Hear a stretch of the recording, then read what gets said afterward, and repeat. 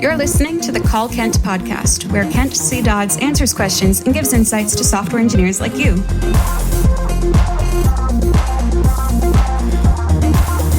Now, let's hear the call. Hey, Kent. My name is Damien, and I hope you're having an awesome day. I recently started exploring Remix, and I'm really excited with the way it's embracing the web platform. But that leads me to a question that I've been playing around with. I remember that element.addEventListener was sort of like an anti-pattern in React. And given how Remix is moving towards the direction of being framework-agnostic, and it's embracing the web platform and the native web APIs, what's the opinion of using built-in web events like addEventListener in Remix? And that was the call. Here's what Kent had to say.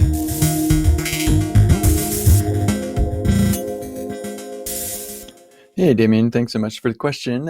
So I wouldn't say that addEventListener was necessarily an anti-pattern in the React world, but not declarative is probably a better way to say it. And so it was just harder to do correctly. And so it's just easier to add an on-click on your button or whatever. And so, yeah, as far as like Remix embracing the platform and stuff, whether like it's bringing back addEventListener, I wouldn't say that necessarily. You're still gonna probably want to use on-click and whatever, or on mouse over and stuff like that. But yeah, in general, trying to focus on progressive enhancement. So any mutations that involve a user interaction should be done with forms. And so even that, you're not going to be using manual event listeners. As far as like the future agnostic future or framework agnostic future of Remix, it's definitely secure. Like that's happening. The team is working on it actively. But I don't think that necessarily means that we're going to throw away the declarative sorts of interactions with event systems and stuff like that in various frameworks, and certainly not in React.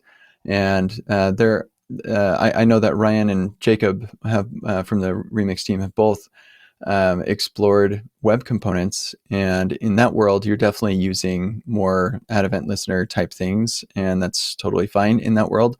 So I don't think that Remix really has an opinion on specifically addEventListener.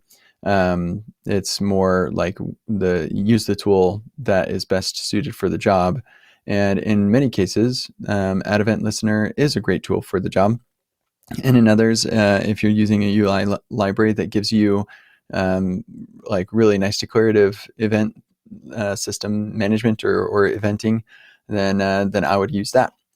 So yeah, this may not be quite the answer you're looking for, but I think it's pretty pragmatic look at that. So I hope that helps. It is an exciting future to be sure, and I hope you enjoy Remix, because I do, and I think it's great. Take care. This has been the Call Kent podcast. Learn more about Kent at kentcdodds.com and get your own questions answered at kentcdodds.com/calls.